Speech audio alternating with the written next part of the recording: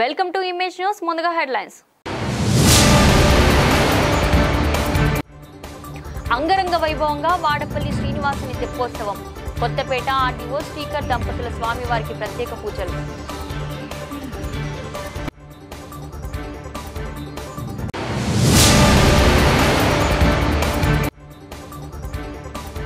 తిరుమలలో మరో అపచారం. శ్రీవారి దర్శనానికి పాదరక్షలతో మహాద్వారం వరకు వచ్చిన భక్తులు.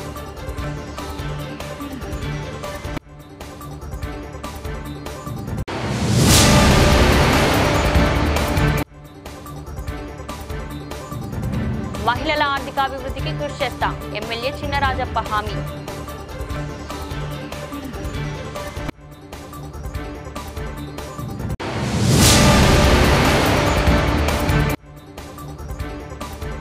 పెద్దాపురం పట్టణ ముస్లింలు నిరసన ర్యాలీ. వక్ఫ్ సవరణ బిల్లును వెనక్కి తీసుకోవాలని పెద్ద ఎత్తున నినాదాలు.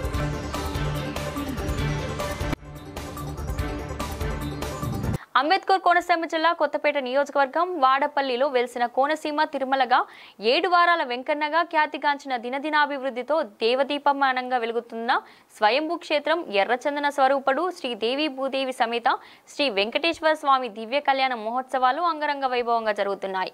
ఈ కళ్యాణోత్సవాల్లో భాగంగా గౌతమి గోదావరి తీరంలో స్వామివారి తెప్పోత్సవం కన్నుల పండుగగా వివిధ రకాల విద్యుత్ కాంతుల కన్నులు మిరుమిర్లు గొల్పే విధంగా బాణాసంచాలతో ఘనంగా జరిగింది.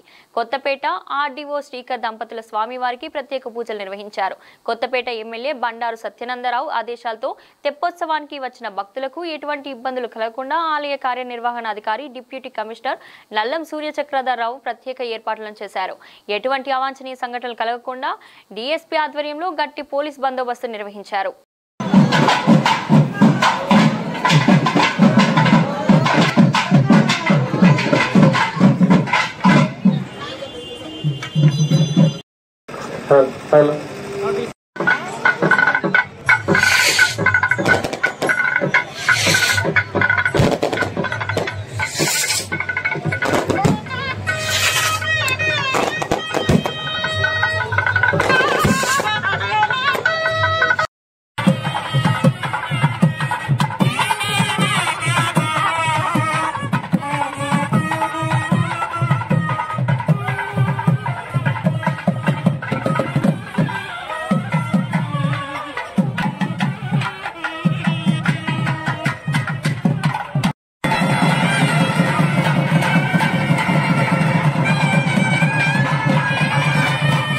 తూర్పుగోదావరి జిల్లా గోకవరం మండలం కామరాజుపేట గ్రామంలో 11 kV వైరు దూలవీధి గ్రామాలయంలో ఆవరణలో ఇళ్లపై ఉండడంతో గ్రామస్తులు భయభ్రాంతులకు గురవుతున్నారు.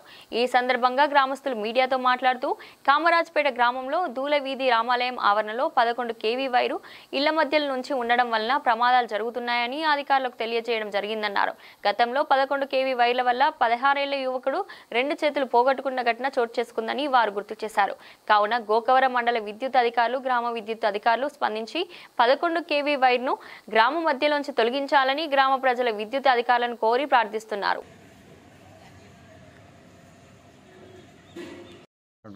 గ్రామం నా పేరు అప్పలరాజు. గతంలో ఆ ఇంటి మీద ఉన్న వైర్కి గతంలో కుర్రాడికి 2 చేతులు పోయాయి. అధికారులు స్పందించి ఇంటి మీద ఉన్న వైర్ని తొలగించాలని కోరుకుంటున్నాం. తిరుమలలో మరో అపచారం. శ్రీవారి దర్శనానికి పాదరక్షలతో మహాద్వారం వరకు వచ్చిన భక్తులు. వైకుంఠం క్యూ కాంప్లెక్స్ నుండి పాదరక్షలు ధరించిన భక్తులు 3 ప్రాంతాల్లో తనిఖీ చేసినా గుర్తించని టీటీడీ విజిలెన్స్ దారుణంగా విఫలమైన భద్రతా అధికారులు. తిరుమలలో వరుస అపచారాలు జరుగుతున్నా టీటీడీ నిర్లక్ష్యం వహించడంపై ఆగ్రహం వ్యక్తం చేస్తున్న భక్తులు.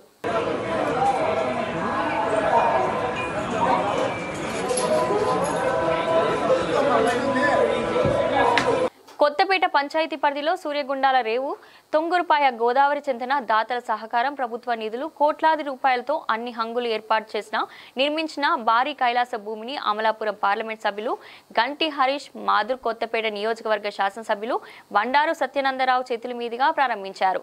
సభ్యులకు ఈ కార్యక్రమంలో కొత్తపేట నియోజకవర్గ జనసేన పార్టీ ఇన్ఛార్జ్ బండారు శ్రీనివాస్ కూటమి నాయకులు కార్యకర్తలు పాల్గొన్నారు.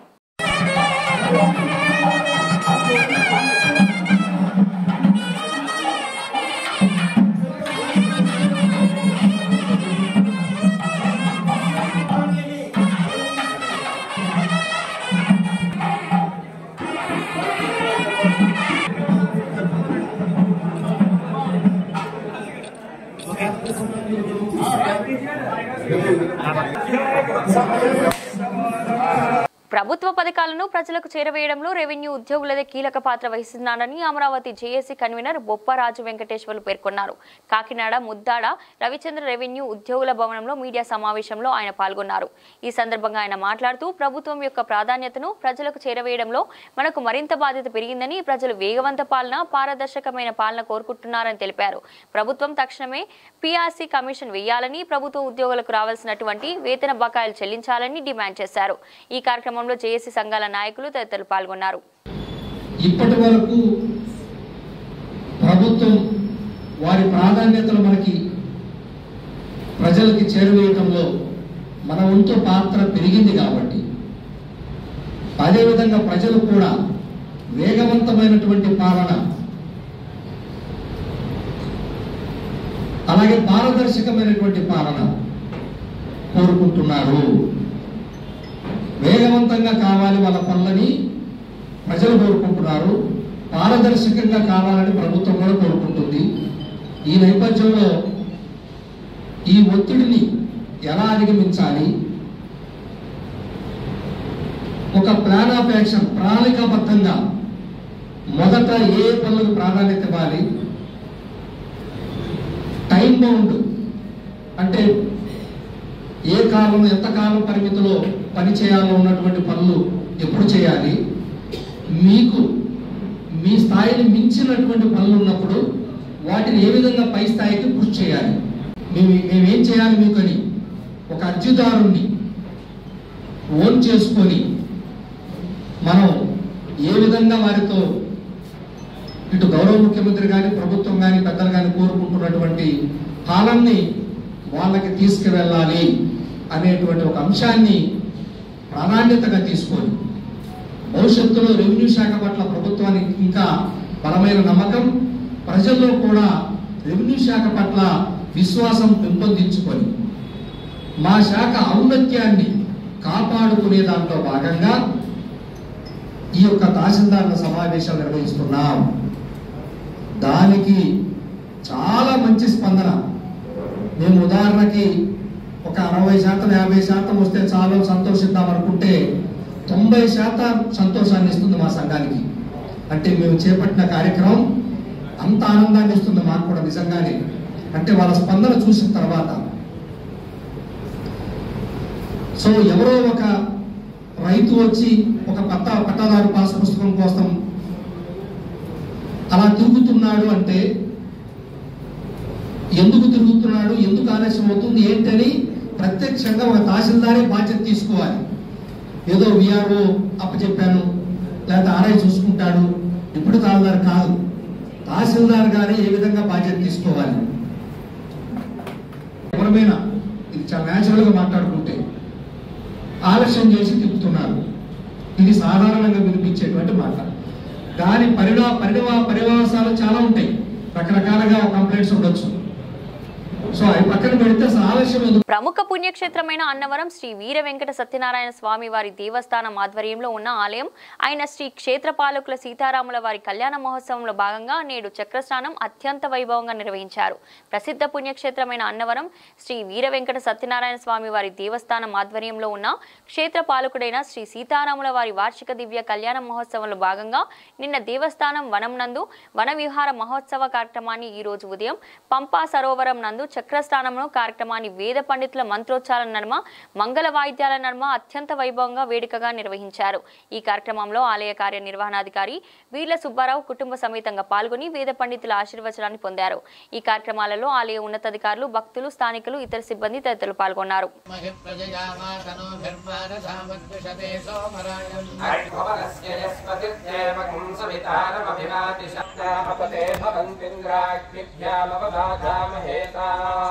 अयं मुहूर्तस्तु मुहूर्तो अस्तु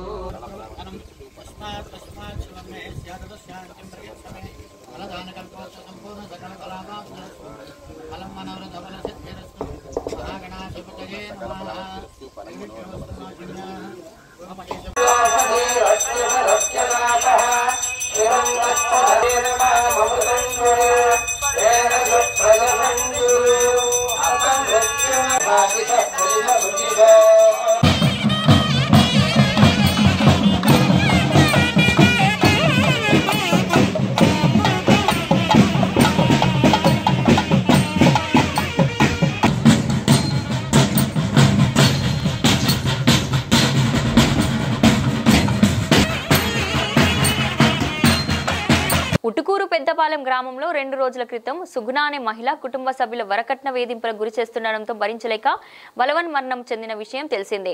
దీనిపై పెద్దపాలెం కాపుల గ్రామస్తులు ఏకమై మీడియా సమావేశం నిర్వహించడం జరిగింది. ఈ సందర్భంగా కాపులు మీడియాతో మాట్లాడుతూ భర్త మామలు బెట్టింగ్లకు బానిసలై గ్రామంలో అప్పులపాలి కట్నం తెమ్మంటూ భార్యను 4 నెలల నుండి చిత్రహింసలకు గురి చేస్తున్నారని అన్నారు. దీన్ని భరించలేక కల్లెపు మందు తాగి భార్య సుగుణ మృతి చెందడం జరిగిందని తెలిపారు. ఇలా జరగడంతో పెద్దపాలెం గ్రామానికి చెడ్డ పేరు వచ్చిందని, దానికోసమే గ్రామ కాపులు గ్రామస్తులందరూ ఏకమై తమ కుటుంబాన్ని గ్రామం నుండి వెలివేయడం జరుగుతుందని అన్నారు. అదేవిధంగా తమ ఆస్తులను వారికి చెందకుండా మృతురాలు సుగుణ 2 బిడ్డలకు చెందే విధంగా అగ్రిమెంట్ చేయించడం జరిగిందని తెలిపారు. ఇలాంటి సంఘటనలు ఎవరైనా చేస్తే వారికి ఊరి నుండి వెలివేయడమే కాక కఠిన శిక్షలు కూడా విధించడం జరుగుతుందని గ్రామ కాపులు మీడియా ముందు వాపోయారు. ఈ కార్యక్రమంలో పెద్ద కాపు కొండూరు చిరంజీవి, మధ్య కాపు అక్కయ్య గారి నరసింహం, 3వ కాపు శ్రీహరికోట నాగభూషణం, గ్రామ పెద్దలు ముత్యాల పోలయ్య, అడ్డంగారి ఏడుకొండలు, ముక్కెంటి కనకయ్య, మేకల పోలయ్య గ్రామస్తులు పాల్గొన్నారు. మొన్న బుధవారం 9వ తేదీ ఆ అమ్మాయి చనిపోయింది. ఈ కలేపి రంగు అనే మందు దాగి ఆ అమ్మాయి అయితే చనిపోయింది. దీనికి మా గ్రామానికి చెడ్డ పేరు వచ్చింది. ఈ గ్రామంలో ఇలాంటి సంఘటన ఎప్పుడూ జరగలేదు. మా గ్రామానికి చెడ్డ పేరు వచ్చింది. దీనివల్ల మేమంతా గ్రామం అంతా ఒక కమిటీ వేసి మేము గ్రామం అంతా కూర్చుని చిన్న పిల్లకాయల కాడి నుంచి పెద్దోళ్ళ దాకా అందరూ కూర్చుని ఒక కమిటీ వేసి ఒక నిర్ణయం తీసుకున్నాము. నిర్ణయం తీసుకుని ఆ పిల్లకాయలు 2 పిల్లకాయలు అతనికి ఆ అమ్మాయి చనిపోయిన అమ్మాయికి మా అబ్బాయికి 2 పిల్లకాయలు, కూతురు కొడుకు. వీళ్ళిద్దరికీ అమ్మ చనిపోయింది కాబట్టి ఈ పిల్లకాయలకైనా న్యాయం చేయాలని మేమంతా ఆలోచించుకుని ఆయనకున్న 2 ఎకరా పొలం, ఆయన ఇల్లు, ఆయన మా గ్రామంలో ఒక 30 సెంట్లు పొలం ఇచ్చున్నారు గ్రామం మీద కూడా. ఈ మొత్తం కూడా తీసి పిల్లకాయలకి ఇద్దామనేసి పిల్లకాయల పేర్ల మీద మేము రాసాము. దానికి మేము అగ్రిమెంట్ కూడా చేసుకున్నాము.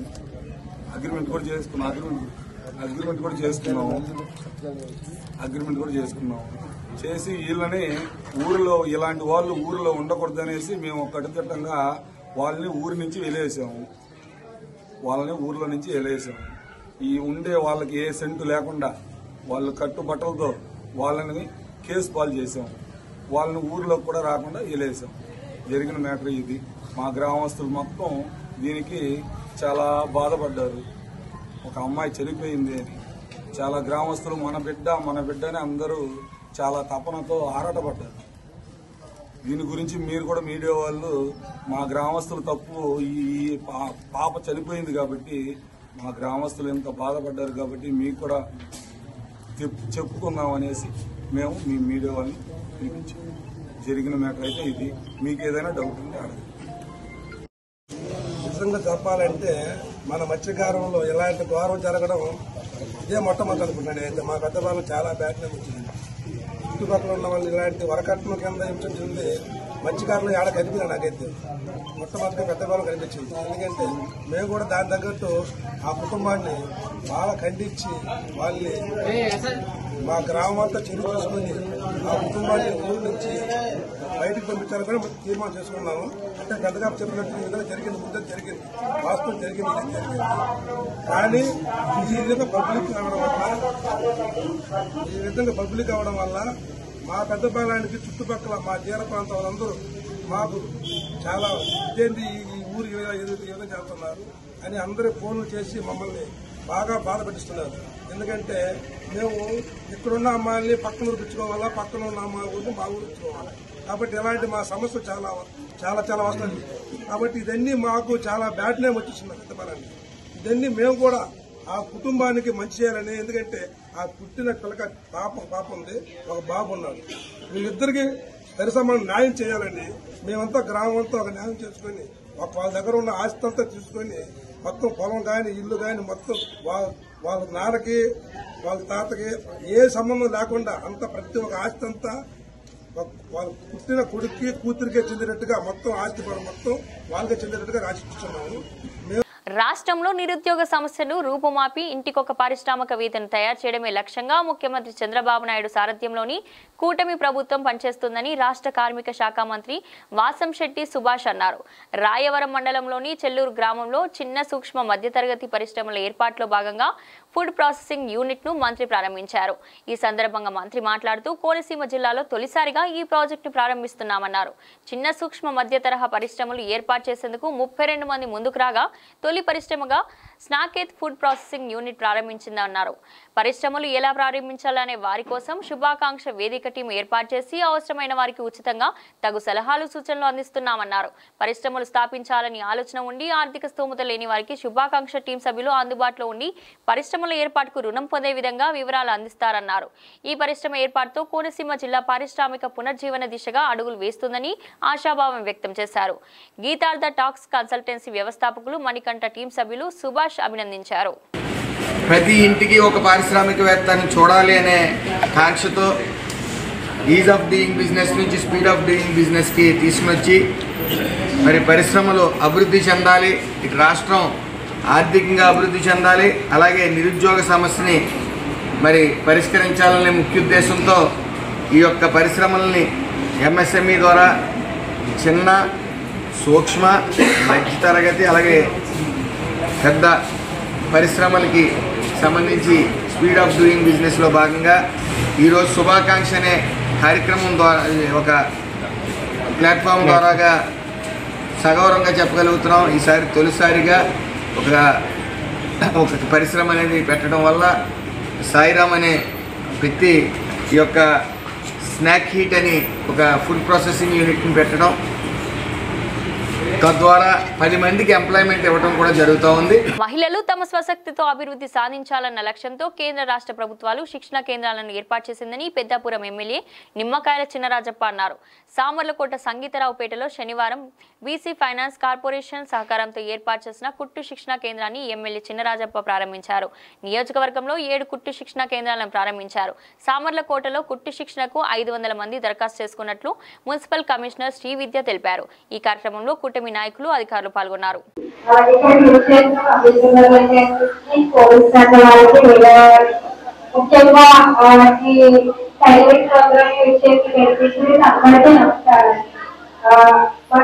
గవర్నమెంట్ ఎంతో మహిళలు తమ కాలంలో తమ నిలబడే విధంగా తమ ఆసక్తుల కోర్సుకి శిక్షణ చేసుకుని వారు ఫైనాన్షియల్ గా ఇండిపెండెంట్ గా ఎదగాలని ఒక మంచి ఉద్దేశంతో బీసీ కార్పొరేషన్ ద్వారా ఈ టైలరింగ్ ట్రైనింగ్ ప్రోగ్రామ్ అనేది నిర్వహించడం జరుగుతుంది.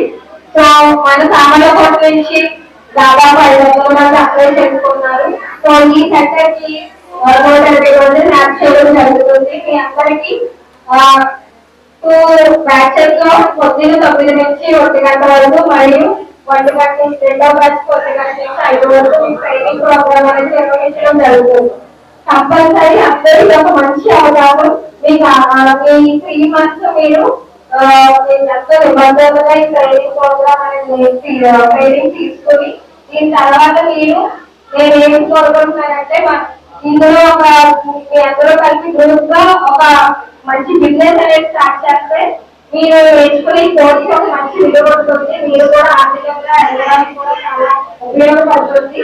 దీని ద్వారా మన సామాన్య కోసం కూడా వాటిని ముందుకు తీసుకునే విధంగా ఉంటుందని కోరుకుంటున్నాను. ఈ ప్రోగ్రామ్ అందరూ చాలా అవకాశం అందరూ ఒక మంచి కార్యక్రమం మహిళలందరూ కూడా శిక్షణ ఇవ్వాలని చెప్పి కూటమి ప్రభుత్వం చంద్రబాబు నాయుడు గారు పవన్ కళ్యాణ్ ఆలోచించి కీ పెట్టడం జరిగింది. మన నియోజకవర్గంలో మీ యాంటీ 7 సెంటర్లు ఓపెన్ చేస్తున్నాం. 7 సెంటర్లను కూడా ఒక్కో సెంటర్కి 150 మంది మరి ఇలా ప్రతి సెంటర్కి 150 మంది వచ్చి నేర్చుకోమని చెప్పి వాళ్ళ ఇచ్చి సెలెక్ట్ చేసి అది నేర్పుతున్నాం. నేర్పడానికి కారణం ఏంటంటే మీరు అందరూ 2 రకాలు. ఒకటి మీరు నేర్చుకుని మీ బట్టలు మీరు కుట్టుకుంటారు, మీ పక్కల బట్టలు మీరు కొడతారు, మీ చుట్టాల బట్టలు కొడతారు. అది కాకుండా అది ఎవరైనా వస్తే ఎవరికైనా డబ్బులు ఇచ్చుకొని మనం కొడతాం. అది కాకుండా మీరు ఎవరైనా ఉద్యోగం చేస్తారంటే మనకి ఇక్కడ పెద్దాపురంలోనే రెడీమేడ్ షాపులు ఉన్నాయి. రెడీమేడ్ షాపుల్లో ఉద్యోగాలు కూడా తీసుకున్నారు. శాలరీ ఇస్తున్నాడు, లేకపోతే వస్తువు వైజ్ డబ్బులు ఇచ్చి ఎలా చేస్తున్నాడు. ఇంకా మనం ఇంకా తీసుకొస్తాం, రెడీమేడ్ షాపులు తీసుకొస్తాం. మీరు కూడా ఒక 5-6 కలిసి రెడీమేడ్ షాపులు పెట్టుకుని మీరే కుట్టుకుని మీరే అక్కడ పెట్టుకుంటే ఇంకా మనకు ఆర్థికంగా మనకు పెరుగుతుందని చేత మన ఆర్థికంగా పెరగాలని చెప్పి ఇవాళ మన కార్యక్రమం తీసుకున్నాం. చేత మీరు అందరూ కూడా బాగా శిక్షణ పొంది బాగా నేర్చుకోవాలి. ఎందుకంటే 80% అటెండెన్స్ రావాలి. అటెండెన్స్ రాకపోతే మెషిన్ ఎవరు మళ్ళీ మీరు ఏం చెప్పినా ఎవరు 100-80 అటెండ్ అయితేనే మీకు ఇస్తారు. మీరు ఏదో గంట 2 గంటలకు మీకు ఇచ్చింది 2 గంటలు 3 గంటలు ఇచ్చారు, నేర్చుకుని వెళ్ళాలని చెప్పి మహిళలందరూ కోరుతున్నాం. అలాగే మీరు చూశారు, గత 5 సంవత్సరాలు చూశారు, ఈ సంవత్సరం చూశారు. 5 సంవత్సరంలో ఈ కళ్యాణ మండపం నా టైంలో కట్టాను, ఓపెన్ చేశాను. గవర్నమెంట్ మారిపోయింది, దీనికి కరెంట్ లేదు. ఈ కట్టినోడు మన దొరబాబు గారు పార్ట్నరు. మరి కరెంట్ ఏమని చెప్పి చాలా సార్లు అడిగాడు, కరెంట్ వేయలేదు. నా దొరబాబు అతను వచ్చిన దగ్గరకు వచ్చి కరెంట్ లేదని అన్నాడు. 10 మందికి ఉపయోగించి కరెంట్ వేయకపోవడం ఏంటని చెప్పి 5 నిమిషాల్లో కరెంట్ అయింది. అంటే చెయ్యాలన్న ఆలోచన మనకు వాళ్ళకి లేదు. ఆడికి ఒకటే ఆలోచన, నేను ఎమ్మెల్యే అయిపోవాలనుకున్నాడు. నేను ఎమ్మెల్యే, గతంలో కూడా నేను ఎమ్మెల్యే ఒకటి ఎమ్మెల్యే కింద యాక్ట్ చేయడు అని చెప్పి ఇప్పుడు కూడా ఎక్కడున్నాడో తెలియదు. నేను ఎక్కడో పొరుగురు అన్నాడు, నేనేమి ఇల్లు కట్టుకుని ఎక్కడ ఉన్నాను, ఆడ అమెరికా ఉంటాడని చెప్పి మళ్ళీ అమెరికా పోతాడు, వస్తాడు వెళ్తాడు. అవన్నీ మనం అనవసరం. ఇవాళ మనం ఇప్పుడు గడిస్తాము ఉంది, మీరు చూశారు, అది వద్దన్నాడు, వేల మనం కట్టేసాం. పార్కులు బాగు చేస్తున్నాం, జిమ్లు వేస్తున్నాం. లేడీస్ కూడా జిమ్లు వేస్తున్నాను, మగవాళ్ళకే కాదు ఆడవాళ్ళు కూడా జిమ్లు వేస్తారు. ఎలా జిమ్లు నేర్చుకోండి, ఇది మగవాళ్ళది ఇది ఆడవాళ్ళది అని కూడా బోర్డు పెట్టి మీకు కూడా జిమ్లు ఇస్తున్నాను నేను. పిల్లలందరూ కూడా నేర్చుకో, ఎందుకంటే ఆరోగ్యం బాగుండాలి ముందు. ఇంకేత జిమ్లు కూడా ఇస్తున్నాం, పార్కులు బాగు చేస్తున్నాను, అన్ని పార్కులు కూడా బాగు చేస్తున్నాం, రోడ్లు వేస్తున్నాం, డ్రైన్లు వేస్తున్నాం, బీసీ లోన్లు ఇవన్నీ ఇస్తున్నాం, ఇల్లులు కూడా కట్టిస్తున్నాం.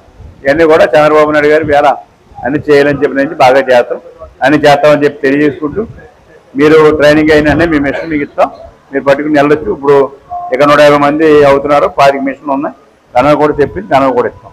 అంచేత మీ బ్యాచ్ వైజ్ జరుగుతుంది కానీ ట్రైనింగ్ జరుగుతుంది కనుక మీరు అందరూ కూడా 80% అటెండ్ అయితే మీ అందరికీ ఇస్తామని చెప్పి తెలియజేసుకుంటూ, ఏదేమైనా ఈరోజు ఒక మంచి కార్యక్రమం. ఎందుకంటే మహిళలు ఎన్టీ రామారావు గారు గుర్తించాడు మహిళల్ని, ఆచలో హక్కిచ్చాడు. మీకు ఎంపీపీగా, జడ్పీటీసీగా, మున్సిపల్ చైర్మన్గా, మున్సిపల్ కౌన్సిలర్గా పోటీ చేసే అవకాశం కల్పించాడు మహిళలకి ఆడే.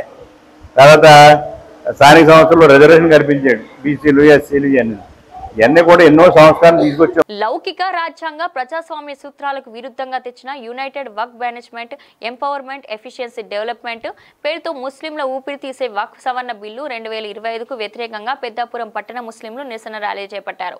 శుక్రవారం జుమ్మా నమాజ్ అనంతరం పట్టణంలో ఉన్న 3 మసీదులకు చెందిన జామత్ నల్ల రిబ్బన్ను కట్టుకొని నిరసన ర్యాలీలో పాల్గొని వక్ఫ్ సవరణ బిల్లును వెనక్కి తీసుకోవాలని పెద్ద ఎత్తున నినాదాలు చేశారు. బీజేపీ ప్రభుత్వం ముస్లింల ప్రజలపై వివక్షకున్న విద్వేషాన్ని చిమ్ముతూ సరికొత్తగా వక్ఫ్ సవరణ చట్టం ద్వారా ముస్లింలు ద్వారిక సామాజిక సాంస్కృతిక సంస్థలపై దాడి తలపెట్టిందని విమర్శించారు. వక్ఫ్ సవరణ చట్టం వల్ల ముస్లిం సమాజానికి జరుగుతున్న అన్యాయంపై పెద్దాపురం ఆర్డీఓకు వినతి పత్రం అందించి పట్టణంలో ఉన్న వక్ఫ్ ఆస్తుల పరిరక్షణకు సహకరించాలని కోరారు.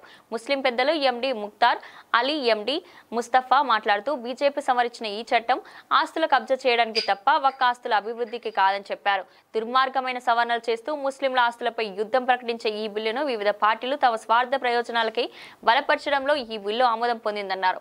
ఒకసారి వక్ఫ్ చేయబడిన ఆస్తులు శాశ్వతంగా వక్ఫ్ ఆస్తులుగా ఉంటాయని, వాటి స్వభావాన్ని మార్చే అధికారం ఎవరికీ లేదని చట్టం చెబుతున్నా కేంద్ర ప్రభుత్వం అధికార దాహంతో భిన్నత్వంలో ఏకత్వంలో భారతీయుల మధ్య మతం పేరుతో ఐక్యత దెబ్బతీసే విధంగా భారతీయ ముస్లింల మనోభావాలను, హక్కులను కాలరాస్తూ ఈ వక్ఫ్ సవరణ చట్టం చేశారన్నారు. దీన్ని తిప్పకొట్టాలని, కేంద్రం బిల్లు వెనక్కి తీసుకునే వరకు ముస్లింలకు మద్దతునిచ్చే ప్రతి ఒక్కరితో కలిసి ఉద్యమ కార్యాచరణకు పిలుపునిచ్చారు. ఈ నిరసన కార్యక్రమానికి సిపిఎం పట్టణ కమిటీ మద్దతు తెలిపింది. ఈ కార్యక్రమంలో ఆషిక్ అలీ, సయ్యద్ ఖాదర్, షేక్ గౌస్, ఎంఎల్ అలీ, నవాబ్, జానీ, మక్బుల్లా జానీ, రాజాక్, బాబులాల్, నబీ, షరీఫ్, లాల్, రిజ్వానా, నజీర్, వల్లి, షబీర్, సిపిఎం నాయకులు నీలపాల సూరిబాబు, సిరిపురపు శ్రీనివాస్, క్రాంతి కుమార్, అరుణ్ తదితరులు పాల్గొన్నారు.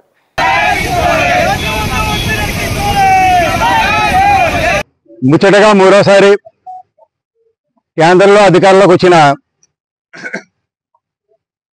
మోడీ ప్రభుత్వం ఈరోజు లౌకిక భారతవానికి, రాజ్యాంగానికి తూట్లు పొడుస్తూ భారతదేశంలో ఉన్న 50 మంది ముస్లింల యొక్క మనోభావాల్ని కనీసం గుర్తించకుండా ఏదైతే సృష్టికర్త యొక్క యాజమాన్యంలో ఉన్న వక్ఫ్ ఆస్తుల్ని హరించే ఉద్దేశంతో Waqf united management empowerment sufficient development Umeed అనే పేరుతో వక్ఫ్ సవరణ చట్టం బిల్లుని ఏప్రిల్ 5న రాష్ట్రపతి శ్రీమతి ద్రౌపది ముర్ము చేత ఆమోదించడం చేయడం జరిగింది.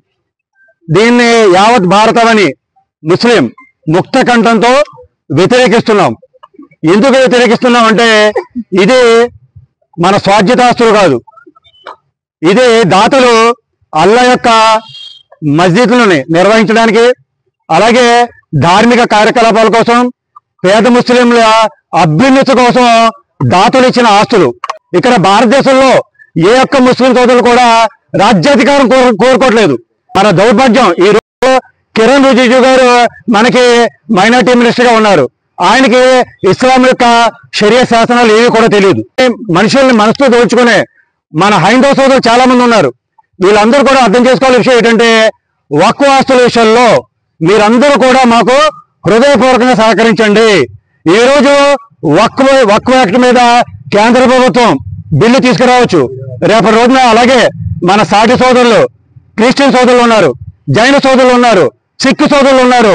ఇలాగే అనేక మతాలను ఆచరించే అనేక సోదరులతో సమ్మిళితంతో భిన్నత్వంలో ఏకత్వంతో మెలిగే ఈ దేశంలో ఈ రోజు ముందు ముస్లింని అణచాలి, వాళ్ళని వివక్షకు గురి చేయాలి, వాళ్ళపై మూకదాడు చేయాలి. ఏదైతే వక్ఫ్ చట్టం తెచ్చారో అందులో లిమిటేషన్ యాక్ట్ తీసేయడం జరిగింది. అలాగే 1995 వక్ఫ్ యాక్ట్ లో కూడా కొన్ని ఒక సెక్షన్ ని కూడా తీసేయడం జరిగింది. ఇక్కడ మీరు చూడండి, గ్రహించండి మన తోటి భారతీయ సోదరులారా, వక్ఫ్ చట్టం చాలా స్పష్టంగా చెబుతుంది ఏంటంటే వక్ఫ్ బోర్డులో చీఫ్ ఎగ్జిక్యూటివ్ ఆఫీసర్ కేవలం ముస్లిం మతాచారం ప్రకారం నడిచే వ్యక్తే ఉండాలి. కానీ మన దౌర్భాగ్యం, మోడీ గారు తెచ్చిన ఈ బిల్లులో ఆ ఛాయిస్ ని తీసేసి ఎవరైనా సరే, నాన్ ముస్లిం ఎవరైనా సరే సీఈఓగా ఉండొచ్చు. వక్ఫ్ బోర్డుకి ఎలాంటి అథారిటీ లేదు. ఇక మరో విషయం ఏంటంటే కలెక్టర్ వారికి అధికృతాలు ఇవ్వడం జరిగింది. వక్ఫ్ బోర్డు నామమాత్రం అయిపోయింది. అలాగే కేంద్ర రాష్ట్ర ప్రభుత్వాల్లో ఉన్న వక్ఫ్ బోర్డులో నాన్ ముస్లిం ని సభ్యులుగా పెట్టడం జరిగింది. అంటే అధికార పార్టీలో ఉన్న వ్యక్తుల్ని దీంట్లో తీసుకొచ్చి నామినేట్ లో పెట్టడం జరుగుతుంది. వాళ్ళకి మా యొక్క ఇస్లాం యొక్క ఆచార సాంప్రదాయాలు తెలియదు, మా యొక్క వ్యవహారికం తెలియదు, మా యొక్క నడవక తెలియదు, మా యొక్క సజ్దా స్మరణ కోసం తెలియదు. వీళ్ళని తీసుకొచ్చి మా నెత్తి మీద ఎక్కించడం ఎంతవరకు సబబు అని చెప్పి మేము అడుగుతున్నాం. ఏంటంటే 2024లో మీరు ఈ బిల్లును సమర్థించిన తర్వాత జేఏసీకి రిఫర్ చేశారు. జేఏసీలో అనేక సవాళ్ళని అనేక లౌకికవాదులు, హేతువాదులు, అలాగే ప్రతిపక్ష పార్టీ వారు కూడా అనేక సవాళ్ళను ఇచ్చినా కూడా వాటిని తూట్లు పొరుస్తూ, అలాగే గౌరవ ముఖ్యమంత్రి కొన్ని సవాళ్ళు చేయడం జరిగింది. వాటిని కూడా కన్సిడర్ చేయకుండా ఏకపక్షంగా మాకు మెజారిటీ ఉంది, మీరు మైనారిటీలు, మిమ్మల్ని రెండో తరగతి భారతీయులుగానే మేము పరిగణిస్తాం అనే ఉద్దేశంతో విచక్షణతో మా మీద విచక్షణ చూపించాలి, వీరు ఎదగడానికి వీలు లేదు అని చెప్తే ఈ వక్ఫ్ యాక్ట్ తీసుకురావడం జరిగింది. సవరణలకు ఎక్కువగా ఆస్కారం ఉన్న బిల్లు ఇది. మేము ఎట్టి పరిస్థితుల్లో దీన్ని అంగీకరించము. పోతే ఏదైతే ఆంధ్రప్రదేశ్ రాష్ట్ర ముఖ్యమంత్రి ఉన్నారో, ఒకవేళ వక్ఫ్ బోర్డు యథాతథంగా అమల్లోకి వస్తే ఆంధ్ర రాష్ట్రంలో ఉన్న వక్ఫ్ బోర్డు యొక్క ఆస్తుల్ని నేను పరిరక్షిస్తాను, నేను చూసుకుంటానని చెప్పి ఆయన ముస్లిం పెద్దలతో చెప్పడం జరిగింది. అయితే గౌరవ ముఖ్యమంత్రి గారిని మేము ఒకటే కోరుకుంటున్నాం, మీరు చిటికేస్తే మోడీ యొక్క కుర్చీ కదులుతుంది కాబట్టి అటు కేంద్రంలో మీరు ఒత్తిడి తీసుకోండి, రాష్ట్ర పరంగా మీరు ఏదైతే త్వరగా ఈ యొక్క బిల్లు మీద మీరు మీడియా ముందుకు వచ్చి మీ యొక్క వివరణ కూడా ఇస్తారని చెప్పి మేము కోరుకున్నాం. బులెటిన్ ముగించే ముందు హెడ్లైన్స్ మరోసారి. అంగరంగ వైభవంగా వాడపల్లి శ్రీనివాసుని తెప్పోత్సవం. కొత్తపేట ఆర్డీఓ శ్రీకర్ దంపతుల స్వామివారికి ప్రత్యేక పూజలు.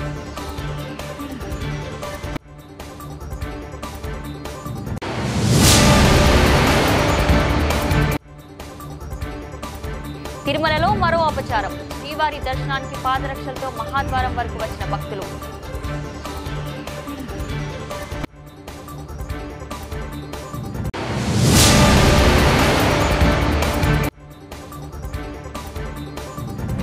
మహిళల ఆర్థికాభివృద్ధికి కృషి చేస్తా ఎమ్మెల్యే చిన్నరాజప్ప హామీ.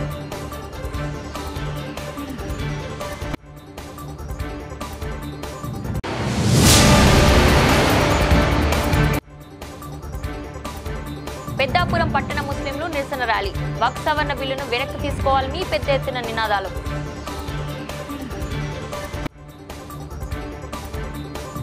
ఇది ఈ రోజు బులెటిన్. మరో బులెటిన్ లో మళ్ళీ కలుద్దాం. అంతవరకు సెలవు.